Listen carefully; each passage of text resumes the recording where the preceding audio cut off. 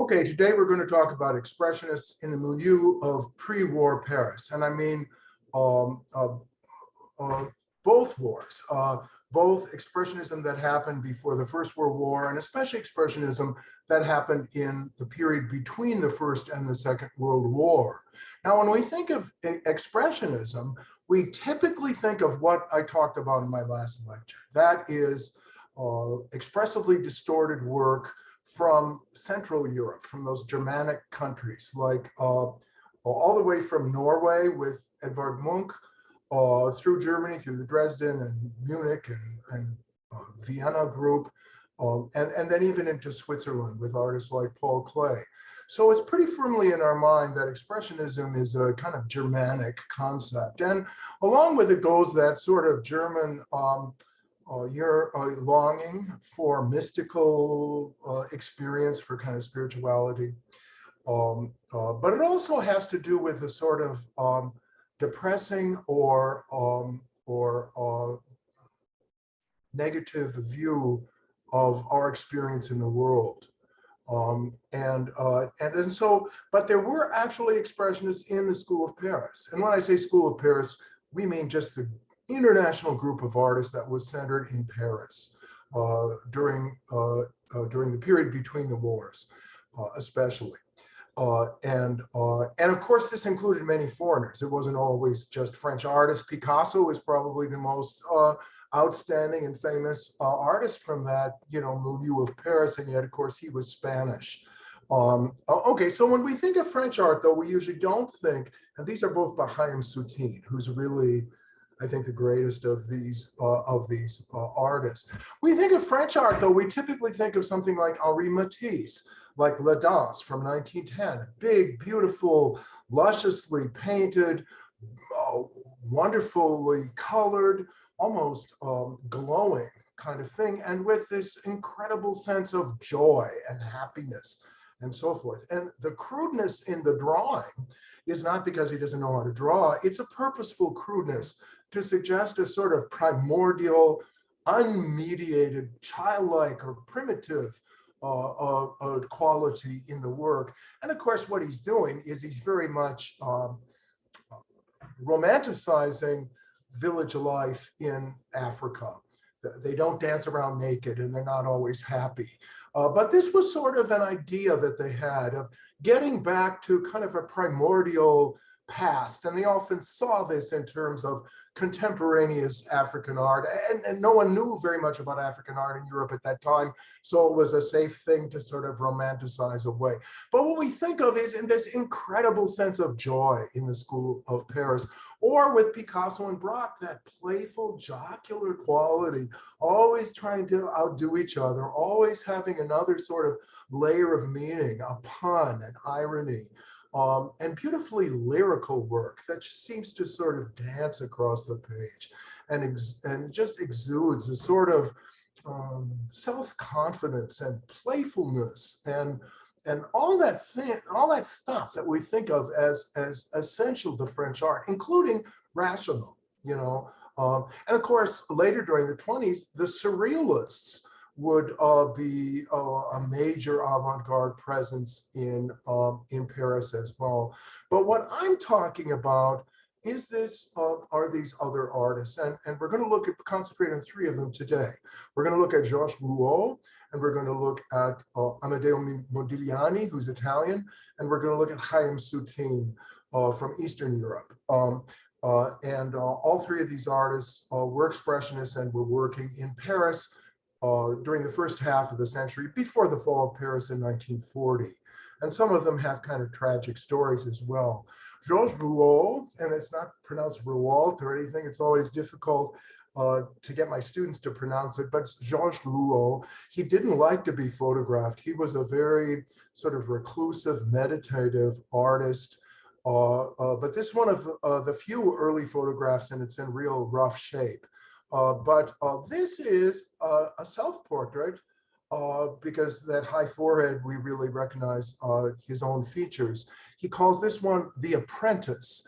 And it's interesting because his artistic training included at first a craftsman's training as an apprentice in a workshop of stained glass.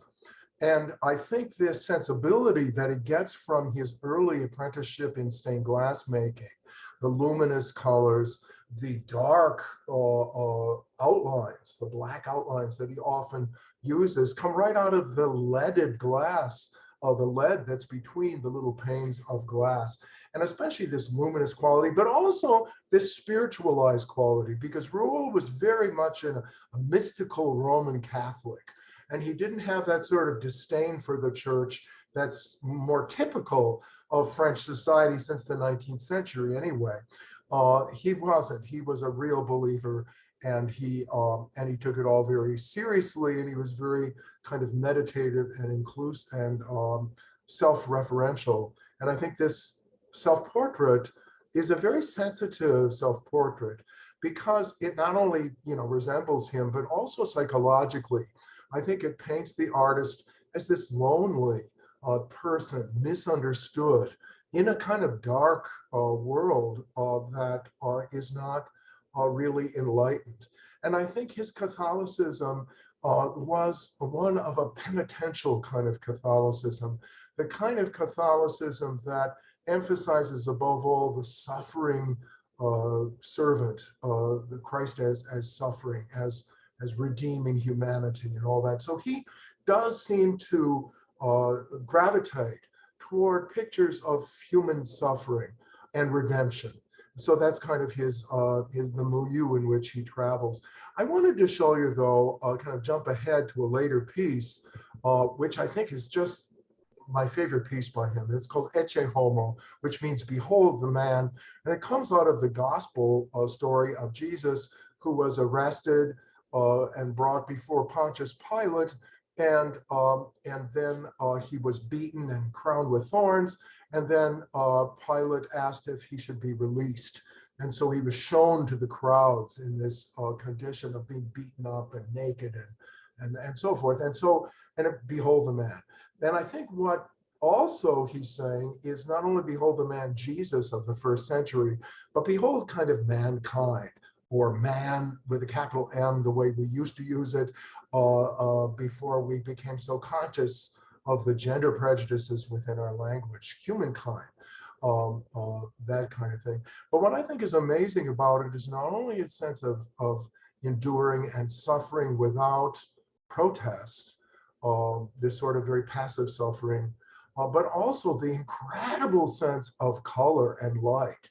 Here is a person who has the same level of mastery of bright, luminous color that Matisse does, except now this is used for these penitential or these expressionistic and kind of darker themes. But I wanted to throw this in because I think it really shows his coloristic sensibility. And even though it seems odd to think of, Rouault was one of those artists who in 1906 exhibited at the Salon d'Automne, which we discussed in our earlier talk on Matisse and Fauvism, where all the Fauvists were, including Matisse and Derain and other colorists, were dismissed as wild beasts because the color was so unprecedentedly bright and saturated.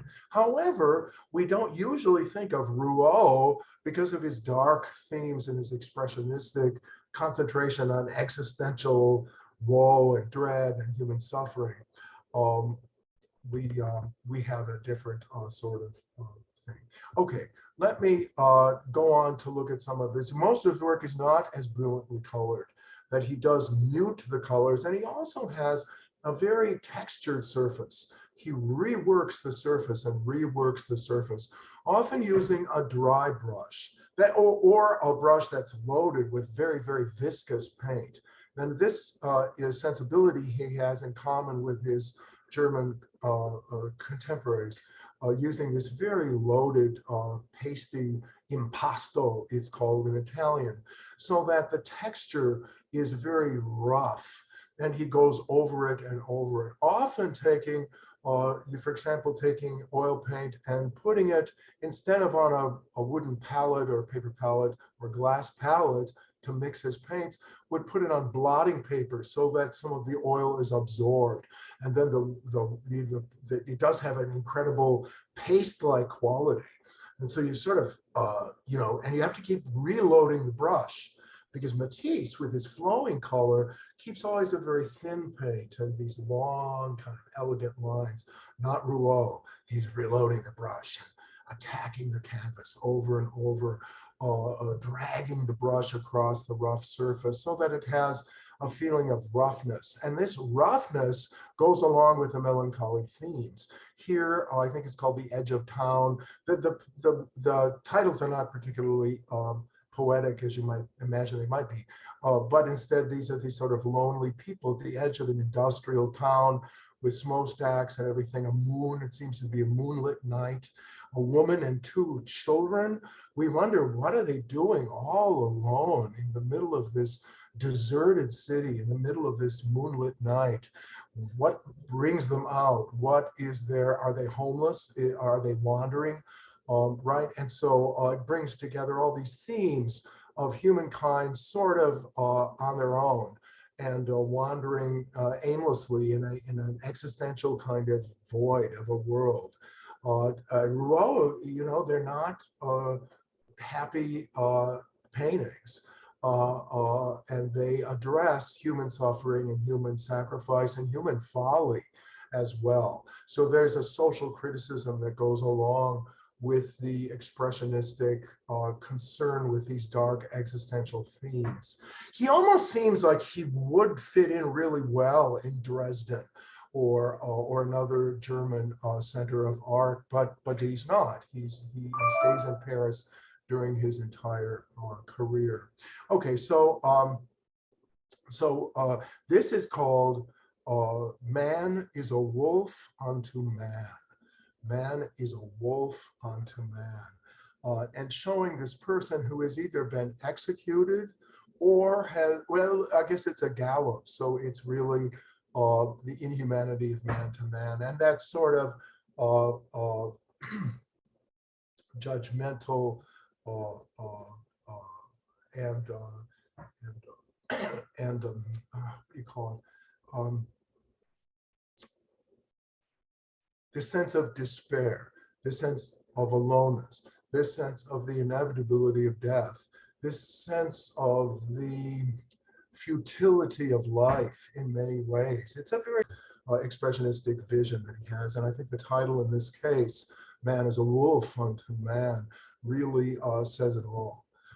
He also, there are certain themes that he picks up and redoes, often prostitutes. He's interested in prostitutes and display and doing them, and there were earlier artists who were also concerned with this demi-monde of Parisian life. We think of Manet's Olympia, that wonderful painting from 1863, where that defiant prostitute is looking at the viewer right in the eyes and is like, you have something to say. That, she's a business person, and it's almost a feminist statement. Later on, Toulouse-Lautrec, himself deformed because of childhood injuries. He was very, very short, dwarf-like person, and he would also paint the brothels. He would hang around with the prostitutes, and he would paint intimate scenes of them with each other. Often lesbian lovers, for example, are a theme in Toulouse-Lautrec's world, but he's showing the humanity of the prostitutes. He's showing the softer side of them, the side that they share with each other. So even though humanity kind of, or the church or the respectable society thinks of them as not respectable, because they're kind of on the margins, I think Toulouse-Lautrec was interested in their story and in portraying their tenderness and their humanity. In an interesting sort of take on it. So he doesn't have a feminist take on it, but he's not condemning them at all.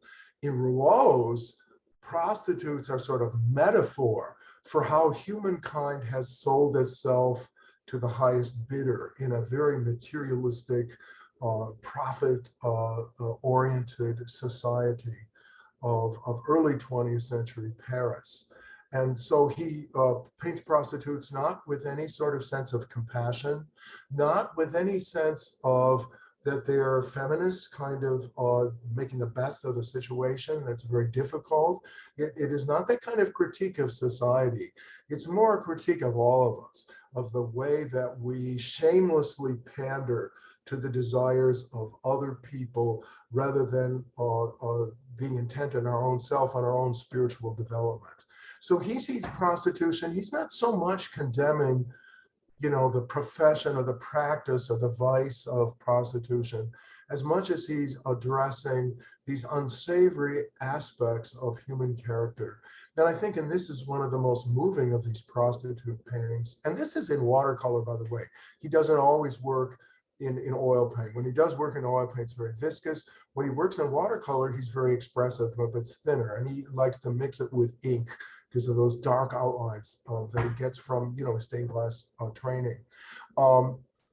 Here, the prostitute is really quite, for Rouault, is really quite sensuous and alluring.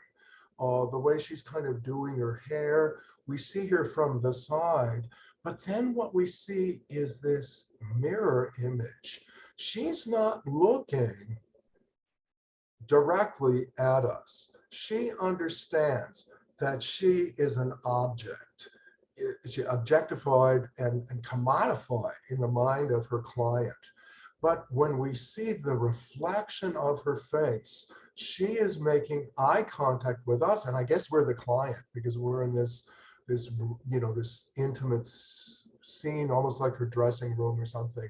But look at the angry, resentful, hateful kind of grimace that she reveals in the mirror. You don't see it when you see the woman. She presents herself as this object and a commodity, but in her heart, you realize, the evil that's there. The falseness of it all, and the anger and the resentment and the dark sort of feelings that underlie this otherwise sensuous and alluring facade, but it's strictly a facade. And I think he's not so much condemning prostitution, as I said, he's kind of condemning the prostitute in each of us that makes these little compromises with a materialistic society that ultimately ends up robbing us of our spirituality and of our soul. And here you can see, I forgot that I put a close up, but you can really see the resentment and evil. Dennis, could you repeat the name of the artist, please? This is Georges Rouault. Thank you. But it looks like Rouault. Yes, no, I remember seeing it, but I'm not familiar with that artist, so I needed to hear his name more often. Thank you. Thank you for asking that. Yeah, if I go back here, we can look at oops, I'm going wrong way. Just for the spelling. Rouault. It always looks like Rouault, but it's not. Okay, so that's that. Now, another theme that he often takes up is clowns. And here again, it's the same as the prostitute. The clown is, his clowns are not happy. His clowns are, they're not, they're really despairing. And they have this makeup on with a smiling face or whatever that makes them seem jolly, but behind that humorous, jocular, playful facade are these people who seem really lonely and misunderstood and frustrated. And they remind me a little bit almost of Velázquez's court dwarfs that he paints. I should have brought some of them in because they have such humanity, but they regard us with such kind of resentment because they're made into these kind of objects to be funny, to amuse the court of the king. And the same kind of psychology is operant here. I think that clowns are tragic clowns. And I suppose the tragedy is compounded by the fact that they must always appear happy and jolly and teasing children and blowing up balloons and doing silly things but the soul underneath is so different than the facade that's presented. So it's very much the same sort of heavy moralistic lesson that he's dealing with the prostitutes. Again, he's not, he's not condemning clowns as a profession or the circus or anything like that. But also I think, and like Picasso, who also, does a lot of paintings of harlequins and clowns in the Commedia dell'arte. These were kind of wandering groups that had these clowns like Pierre and Harlequin, and they had this Senecio, these kind of typical roles that are enacted. And Picasso likes them, I think, partly because because they're always moving. They follow the circus, so they kind of have this gypsy-like existence. Always traveling, always wandering, never really finding a home. And that's Picasso kind of identified with that. He liked both the freedom of it that it implied, but also their exclusion from society, their sort of marginalization. And they're often poignant, but are often happy too, and show, the more intimate life. But here, Rouault, they're always relentlessly solemn and sad, and despite the clown hat and the makeup and so forth, here's an incredibly beautifully, does a lot of lithography, which is a printmaking process, so that you can make multiples of them, and he does that almost as much as he does painting. And so his work has achieved a great has reached a lot of people because he's making prints as well as paintings and multiples of them. This again, he uses, in lithography, you're using a piece of Bavarian limestone in which you draw with a grease pencil, or this type of ink-like thing called tush, and it handles kind of like ink, but it absorbs into the limestone. And it's a water resist process where you keep the stone wet, and then the oily, greasy ink only inks up on the places that are already etched on the flat stone. But anyway, the thing is, lithography is a very, very direct medium. It's not like engraving. It's not, where you have to do these very small things. It's not like etching where you're exposing parts of a plate to acid bath to corrode the surface and create textures. Here we're using the texture of the stone, and you draw very freely. It handles very much like crayons and ink. And so, and he likes the limitation of black and white, also helps create this dismal world. Here's a clown that's really Dennis, yes? Can I just break in for a second? They've been asked, I know in some of your other lectures you have the names of the paintings, but not on this one. Do you have the names of these paintings? Some people are asking. Yeah, I suppose I should, but they're just like clown one, clown in front of mirror. That's all they're called. Yeah, they don't have usually very telling titles. I probably should have put them on. But in a way, I don't like always having titles there because it takes us away from the image. And I think the image should be, absorbed on its own thing. But yeah, I maybe should put more of these on and then kind of eliminate them. But whatever, just passing it on. Okay, thank you. Yeah. Also a fractured sort of view here of the clown kind of surprised and trying, I guess, to look happy, but it seems like almost a broken mirror, fractured kind of a world, a fractured reality. But I think what Rouault really does best are his religious works. As I said, he's kind of a Catholic mystic, very concerned, although, with a sorrowful and suffering aspects of Christianity. That's why he's got good, now that Ash Wednesday's next week, I guess it's appropriate to the penitential kind of season of Lent for Christians. This is a Madonna and Child. Again, this sense of light coming from almost behind the white of the paper, but it has this effect of stained glass. It is a glowing, magical quality. it looks just like a regular scene, could be any sort of landscape, but actually it's the flight into Egypt when Mary and Joseph and the infant Jesus flee from Herod, the evil king of Judea, who, according to the story in the Bible, slaughters all the children. But Joseph, in a dream, is told by an angel to leave Palestine, and so they go to Egypt. And so this is a traditional scene of a rest on the flight to Egypt. So you see Mary, the infant Christ, Joseph sort of leading the horse. They seem to be either coming into Egypt or going out. He does a lot of scenes in the life of Christ. Here's a baptism scene. And baptism is, again, a very kind of ecstatic thing, the way he promotes it. John the Baptist, as you know, was a kind of a crazy person. He, in a way, because he dressed in camel skin, and had sandals. His hair was knotted up. He was called Nazirite, like Samson, who gives up wine and gives up women and so forth. And that was of John the Baptist. He lived on locusts and honey, they say, and preached repentance in the desert. Kind of a crazy, charismatic Jewish prophet.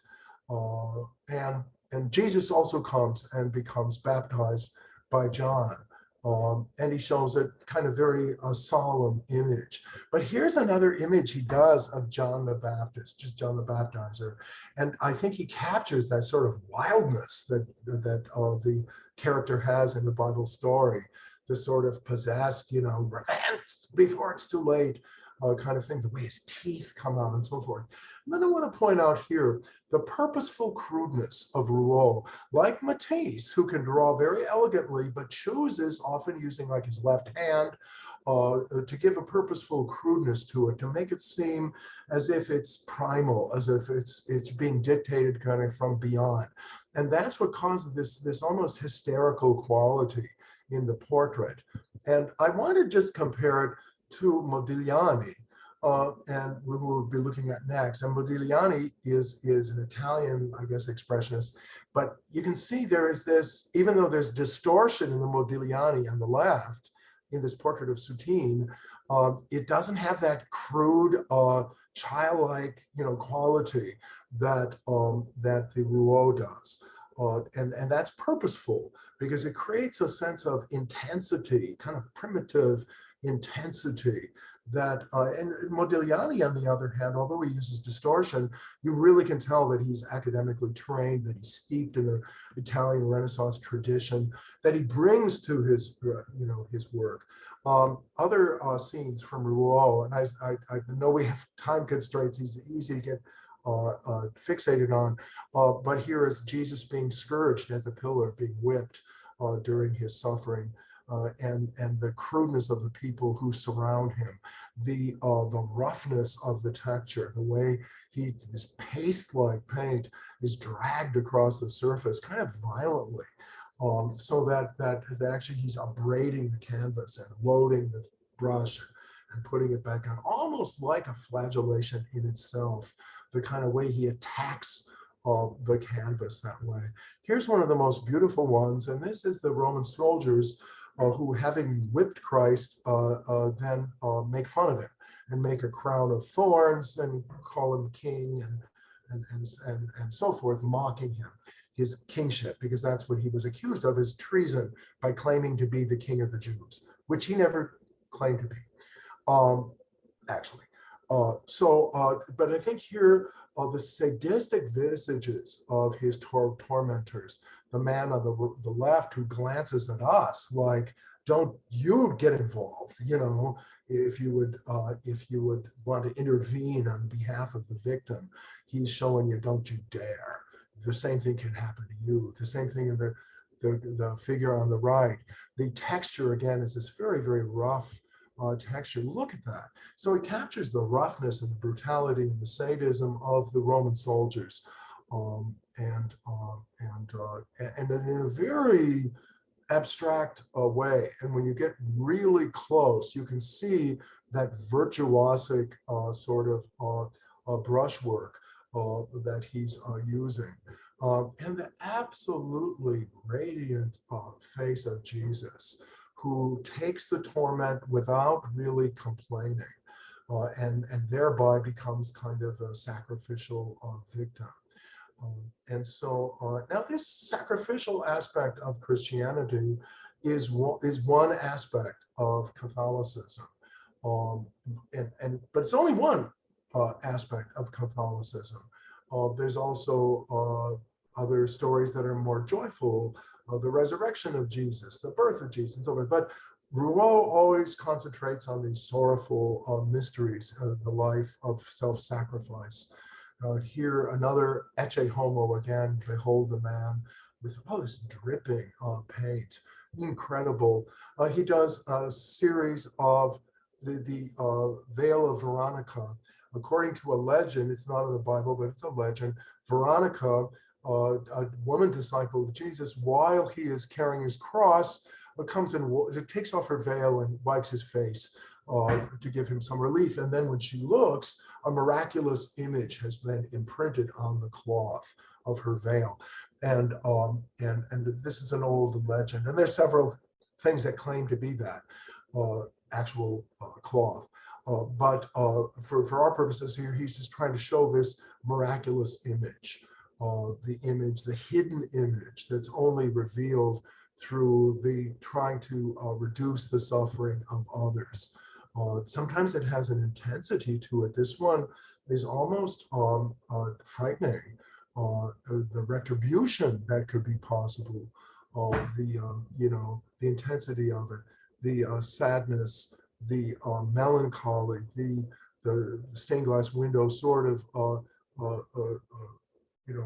emphasis on the suffering of Jesus. And this was a very unexpected thing for his disciples. No one really expected all this to transpire so very quickly. And of course, his disciples abandoned him, almost all of them. So he really was alone. And I think he uses these experiences in the life of Jesus and his suffering and his patience with the suffering and his submission to the suffering that creates this tragic view of man, existential, alone, suffering in the world, sometimes needlessly, right? But it's interesting, Joseph Beuys, a later artist who was very inspiring to me as a young man, a German artist, said, because he emphasizes sometimes suffering as well. And he says, like, suffering in itself should not be enjoyed or sought after. That's pathology. But suffering is necessary if we're going to transform the world. We have to be willing to suffer. And that's, I think, the greater meaning of it, beyond any sort of masochism or seeking out of this kind of unpleasure. Okay, so Rouault is a sad person to start with, but I think he does create a sense of existential loneliness and despair and redemption, but almost not redemption. It's very viewed through a glass darkly. And if there is redemption for human suffering, that is indicated but slightly in his work. One feels rather the great tragedy of human suffering, how much of it is absolutely needless, but if we want to change the world, we have to be willing to do that. Okay, so let's move on to a much happier artist, Amadeo Megaliani. He is Italian, but he's an Italian Jew. Although he wasn't really religious, he was pretty secular. He was from Livorno, which had a very interesting past as far as Jews, because there was no ghetto as there was in Vienna or in Rome, where Jews had to live. Instead, they were free. And this is a tradition that goes back to the 19th century. So he comes from a very enlightened kind of Jewish family. But he's very much steeped in the Italian Renaissance. Then I think the best way to understand Modigliani is as the great classicist of the 20th century, that he wants to closer than I think any of the other important avant-garde artists are to the tradition of the Venetian, especially Renaissance, and their rich coloration and their techniques. He gets this classicism really from Picasso. Picasso, who we think of as a cubist, in the 1920s, he turns into kind of he goes to Italy and he sees work from Etruscan tombs, and he sees work by Giotto and late medieval artists on large scale. He does this sort of classicism, a modern sort of classicism. And Modigliani, who's actually Italian, is steeped in this and was actually trained in both Florence and Venice. And so he knows all the traditional techniques. However, what he's trying to do is to find a new classicism. He's not sufficed to go back to the Renaissance like the academic artists of the 19th century, rehashing over and over and over these sterile formulas. He wants to find a new sort of classical spirit. And where he finds it, and here's one of his sculptures, and here's one of his paintings, where he finds it is in the artwork of Africa. Like Picasso and Matisse, he's attracted to African art, and like them, he doesn't really understand it. But he's after a very different thing. I think both Picasso and Matisse want to emphasize this sort of wildness and are attracted to African art because it suggests kind of a primal relationship to nature. It's a very mythicized idea of African art. But what he's looking at is not that nature stuff. He's looking rather at these kind of cool, refined classicism, if you will, a different sort of classicism that he finds in certain art of West Africa, like this Sanufo sculpture. This is just the head of what's called a rhythm pounder. But you can see the elongated nose, the almond-shaped eyes, the elegance of form. All of these are the things that he looks for as a classicist. So he wants to redo Titian and the Renaissance over again, but using African art as a model. Now, but he also uses the Renaissance as a model. And he utilized this in Venetian red, it's called, the sort of earth red and here's a reproduction of a painting of Pope Innocent III by Velasquez. But it shows this kind of the way red is used, and then these different colors are glazed or scumbled on top of them. You glaze transparent glazes that go toward the darkness. But you can see in the background that even though the background is going to be a dark brown, you can see the red kind of coming through because it's a glaze, it's a transparent glaze. He also does what's called scumbling, another technique where you take and put lighter colors on top. So you can see here the red and the orange in the face, but here now he's scumbled with a dry brush these highlights and so forth, which eventually ends up looking like this. But it's these layers and layers of paint. Now most modern painters, ever since Impressionism, paint alla prima. They just paint all at once. But Modigliani wants to use this technique of multiple layers. And so he's a very kind of classical and very Renaissance modernist, representing a kind of a conservative, in a way, a conservative trend within the larger avant-garde school of Paris at that time. Although he was regarded as avant-garde, from our standpoint 100 years later, he really does look pretty classical. And here you can see the use of that Venetian red that just seems to shine through layers of paint. This is a poet, I think, I forget his name, but I think where he's most successful is in the nude, of female nudes. I wasn't able to find any male nudes, but he's very enamored of the female nude. Got in trouble in one show that he did have in Paris. He was shot by the police because it showed pubic hair. It was okay to have nudes, but somehow pubic hair was too animalistic or something like that. And so that's why it was closed down. But this shows one of his, and you can see that red underneath. It's poking through here and there, giving this wonderful glow. But also he's looking at like Michelangelo. Look at this late Pietà. Michelangelo's in his 80s, he's doing this. And he left it unfinished at his death. But the way the arm sort of hangs, they're very much in the same sort of spirit. So again, he's going back and he's looking, it's kind of a cross between the classicism of the Renaissance and the sort of classic abstraction of West African art like Senuto art. And again, that Venetian red always kind of underlying and unifying everything and giving it this wonderful warmth. This is a nude that's in the Museum of Modern Art, and it's just so lusciously painted that it's hard like not to touch it, not to want to lick the surface, because it just glows. You really, and it doesn't come through in reproductions. Here's a wonderful one, very kind of teasing. She's sort of trying to hide her nakedness unsuccessfully from us. That gives it a wonderful eroticism. These works are incredibly erotic. They really are. And here's another one of his luscious nudes.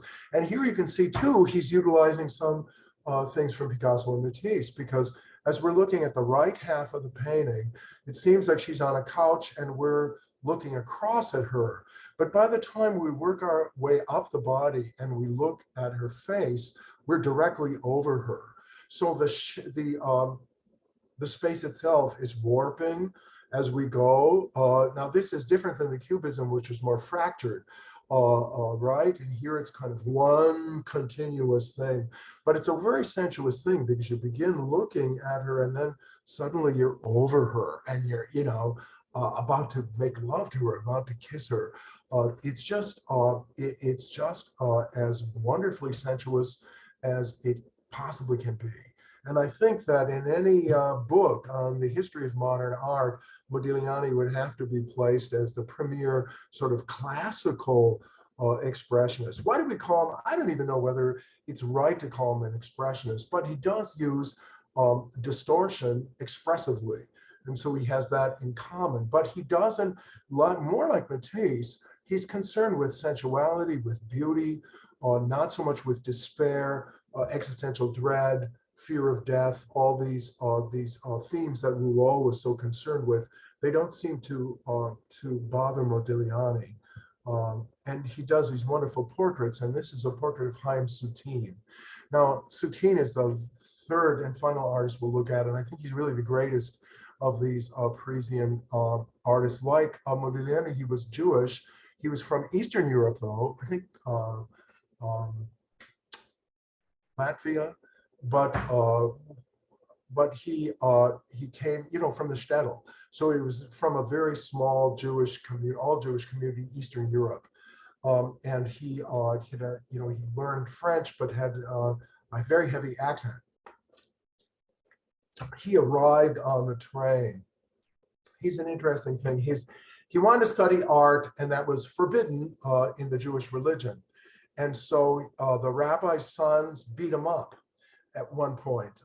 They were kind of bullies. And the mother used that to guilt the rabbi into paying for drawing lessons for Modigliani, because he had been bullied by the sons. And so that's how he kind of began his training. And he realized at a certain point that Paris is the place to go. So he got on a train with no money and just got off like, little French with a heavy East European accent, and arrived at Paris. One of the great things for all of us, as well as for Sateen, because he was so unable to sort of manage his own life, but he became quickly absorbed into the circle of Modigliani.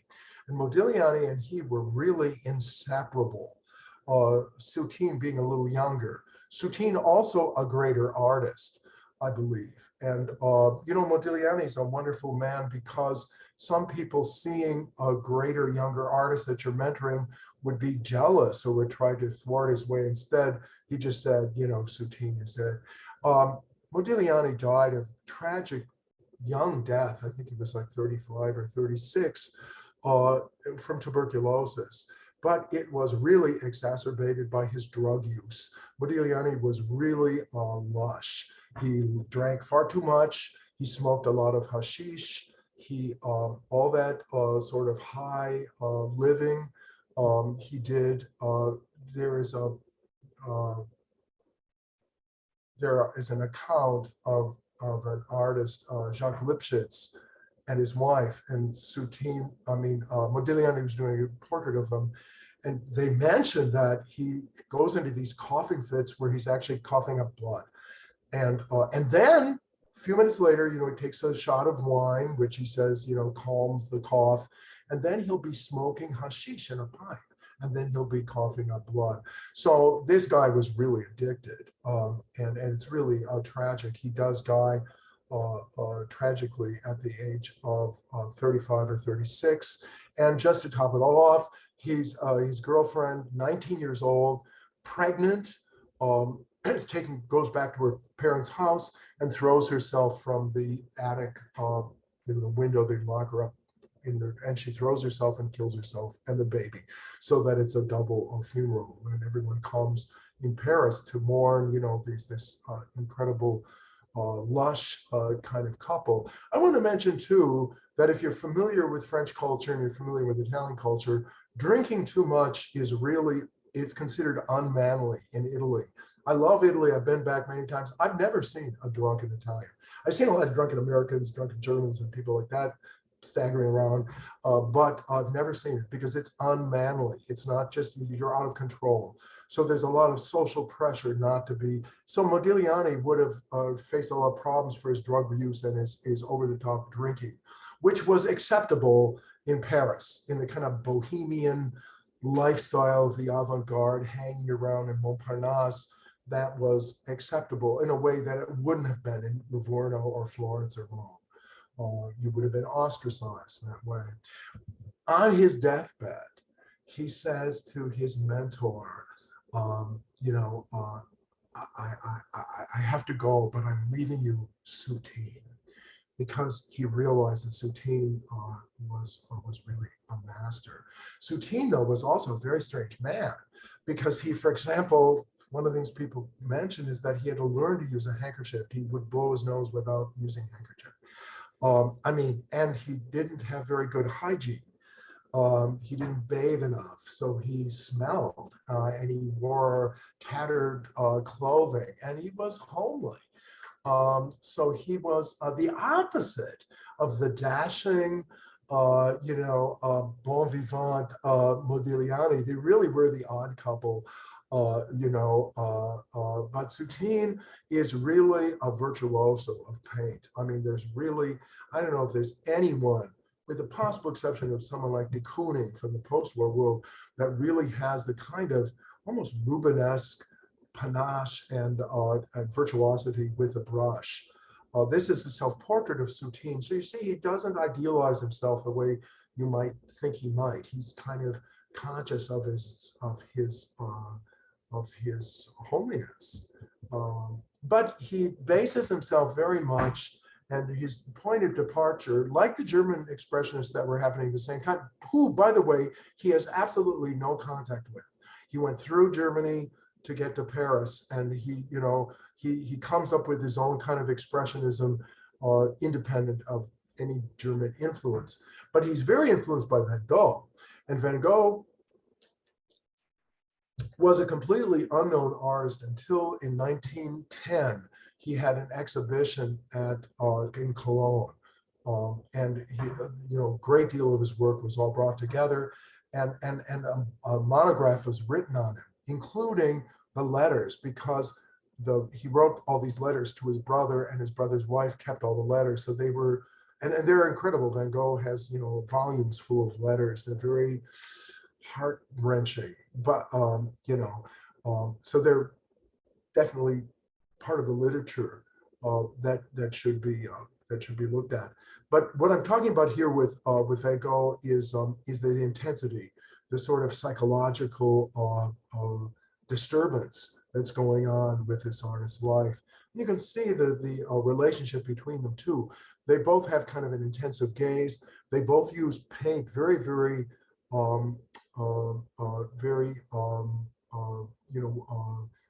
expressionistically, using a lot of very thick paint to do them. Here's another self-portrait of Sateen, another self-portrait. This one you can really see the virtuosity of it. And I see that someone was asking questions. We can just hold the questions. At the end, we'll answer them all. Here's another self-portrait of Sateen, certainly not flattering self-portrait. But what I want to point out is the virtuosic brush technique he uses. He paints with a lavish abandon that is really extraordinary. And when you get really close, this part of the sleeve, you see, you can see these incredible striping, swiping strokes. Now, people that have seen Modigliani, because he sometimes did portraits, that he worked in a fury. He had a whole bunch of brushes, and he would paint, and he'd throw the brush aside. He'd take another brush, and he'd paint, and he'd throw that aside. So there was a whole pile of used brushes at the end of a session. He was really paranoid about no one watching him do it. But when he had a model, of course, the model's going to see him, but he wouldn't, even then, he wouldn't let him see the picture until it was done. So this virtuosity reminds me of artists from the past, like Rembrandt's and Rubens, who were virtuosos of the brush and have this incredibly, virtuosic command of the brush. It's really, and these details could be blown up into giant abstract paintings just in themselves because they're so lush coloristically. The expressionistic brushstroke is just incredible. I think he is, and again, he's not idolizing himself. He's very aware of his own kind of homeliness of his image, and does a kind of fearless, I think, series of self-portraits. Here's a photo of him in his studio. I love it. Here's with this chicken that he has hanging there. And you can see his, paint splattered coat and his ubiquitous pipe. Yeah, it really it captures very much what he does. I'm just going to show you an array of his work because here, these sardines, they have an almost kind of hallucinogenic quality, the deliciousness of them, but also there's a fearsome quality with almost like their little hands or other, but look at the lavish abandon he uses in the application of paint. You can just see him using these brushes and throwing them aside. He's not afraid to distort reality in any sort of way that he wants to. And how he usually wants to do it is in a way like those distorting mirrors that you find at the fair, right? Where they make you look fatter, they do different things. It's like that. It's like the reflection in a distorting mirror, warping things, warping space, warping objects, and giving them a kind of liveliness. There was a show at the Jewish Museum a couple of years ago, just of his still lifes. And in French, Notre Morte, my French pronunciation is Nature Morte, or dead nature of still lifes. And he's like literally, showing these dead things. Look at how he's able to warp this long piece of French bread and then this violin and this fish. He brings them together kind of incongruously. Here's this chicken that we saw in the earlier thing. And again, it has this victim kind of quality. His chickens almost seem like crucifixions. Now, this is Rembrandt. Rembrandt did a small painting of a side of beef from a butcher shop. And again, it's very expressionistically painted. This is Rembrandt, so this is like 1640, 1650. And and then he uses these structures to kind of structure the painting, and uses very muted colors, but that very thick brushwork. And so Sateen, inspired by this, buys a side of beef and hangs it up in his studio, and gets blood from the butcher to refresh it. So he's always putting blood on it. It was covered with flies. The smell in the studio, he lived in this famous studio called La Ruche, the beehive, this kind of round-shaped studio that Modigliani and Marc Chagall later on passed through this, and so he did that. And this is another one of the stories of his, incredible eccentricity there. But it really, here, even more in the Rembrandt, it becomes this tortured kind of like almost a crucifixion or something like that. And I think he felt to a certain extent like that, because you can imagine how someone like Sateen would be regarded in Paris, someone who had a very thick East European accent. His French was clumsy. He didn't have good hygiene. He didn't wear nice clothing. He didn't have a girlfriend or never married. So he was, really one of the eccentrics. But I just want to show that the incredible brushwork that he does. He's a virtuoso. Here's another. He did a couple of this side of beef, but just look at the handling of paint.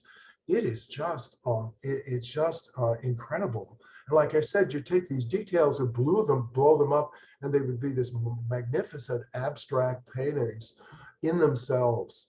And again, the way the red paint runs suggests blood. It suggests self-sacrifice. Now, there are some real sacrifices that he had to make. Living in Paris, but also being Jewish at a time when there was a lot of anti-Semitism, and with Nazism was on the rise in Germany, and there were sympathizers in France. And so he felt this kind of, I think that alienation was part of it. One of his great genres is portraiture, and they're very haunted kind of portraits. He seems to really try to capture the psychology of the sitter. This one, a woman who's trying to look very sophisticated and worldly, but you can kind of see the fear behind her visage, that this is a kind of front that she's putting on. He seems to be able to, and then Gogh is another one of these artists who does this in portraiture.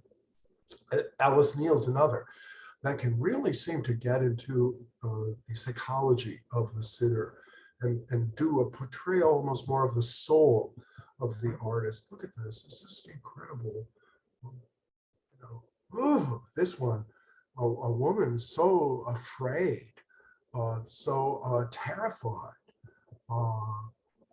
Here another, and look at the hands. This is strange, hands, or this little girl.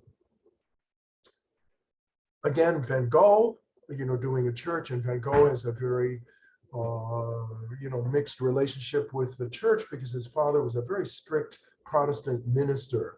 And so here it's a very haunted kind of painting of a church, not an inspiring church. And I think Sateen in this painting of Chartres Cathedral captures that same sort of haunted quality. It doesn't seem transcendent. It seems more ominous in a Gothic sense, almost like a Gothic novel. It has that kind of a stark and foreboding quality. He does a series, he lives in Montparnasse, and Paris has these different hills, and Montparnasse was a real cheap one that a lot of avant-garde artists lived, and La Ruche was there at that hill. It's a hill, so you walk up the hill. So we did a lot of these paintings of his neighborhood and the walking up and down the hills of Montparnasse. And it's interesting, I brought a bunch of them in because some of them are more realistic, but some of them are a really warp of reality to an incredible extent. Here seen from above, almost again like that distorting mirror at the circus. I mean, at the fair that distorts in expressive ways. These trees, these buildings viewed through the trees. How the trees are sort of these presences that kind of envelop in the sky as well, all adding to this expressionistic depiction of the world. Here he is kind of walking up the hill, some of the houses more distorted, more expressionistic. Here they become almost like faces, watching you, judging you. Very strange sort of things. It's all done through the lens of this expressionistic capture of a reality that's kind of churning and sort of disturbed and sort of almost like writhing. It has that kind of quality. And I think Sateen also was one of those unfortunate people that did not get out of Paris in time.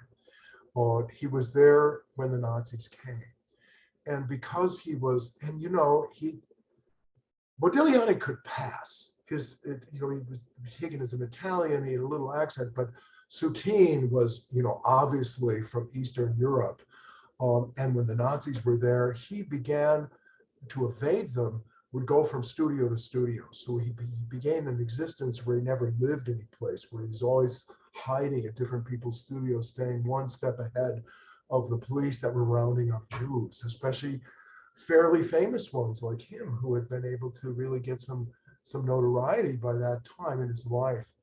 And so it's really tragic. He had also an ulcer because of all this turmoil in his life, and he died of a perforated ulcer. But it's very strange, when he needed the operation, they were afraid to bring him to the hospital. They couldn't call an ambulance because once it was seen in the emergency room that he was a Jew, he was afraid that, he would go right off be shipped right off to Auschwitz or one of those places, because they were rounding up Jews. So what they did is they had a friend who ran a funeral parlor, and they got him and put him in the hearse, and they drove around and then went to the hospital as if they were picking up a corpse, from the hospital and from the morgue in the hospital. And that's how he was able to be snuck in. And they performed surgery on him, but he died on the operating table. The rupture was way too severe. Now, Sateen was to be an incredibly, and just the distorted, look at this topsy-turvy, crazy world, and an anxious world, a distorting world, a world where you're disoriented. He is the master of this, and he paints it all with his incredible lavish abandon. He's also although he died, in the early 40s, his legacy in America is very big, because he was the major influence, for example, on the social realist Jacques Lipschitz, who I actually met and worked with at one time when he was very elderly. And he told me without hesitation, I said, "Jack, who's your biggest influence?" Sateen immediately came to his mind. But he was also very, very influential on that post-war generation of American abstract expressionists like Jackson Pollock and Willem de Kooning and these other guys who painted these big, lush, romantic abstractions with this lavish abandonment of expressionistic brushwork, but now not using reality at all, but completely divorced from that. But where they get that sensibility is largely from Sateen's magnificent and often underrated expressionistic work. Expressionism really was a tendency that went way beyond Central Europe. We also see some very expressionistic artists working in the Soviet Union, in the early Soviet Union, as well as in Paris. So that what I've tried to do here is to kind of suggest a broader context for expressionism. But expressionism, whether it's German, East European, School of Paris, or even American, has in common a tragic view, a romantic view of life. And of painting the existential loneliness and dread and the materialism and the lack of spiritual essence and spiritual direction in our modern world, and trying to kind of find a spiritual base. So I think that all these people, including the Germans, including these people in Paris, there was a spirituality that was part of what they were doing. They saw art as a means of expressing higher truths, in which they would be, as Vasily Kandinsky once said, the artist is like a midwife at the birth of the work of art. He assists, but is not the major composer of the work. Is always the spirit. And I think that Sateen would very much agree with those kind of sentiments. Well, that's about all I have for you today. If you want to see other talks, I'm doing a lot of talks now at libraries and synagogues and churches. You can look me up at my website. You can see everything that I'm doing. And if you want to have me come to talk at your church or synagogue, feel free to do that.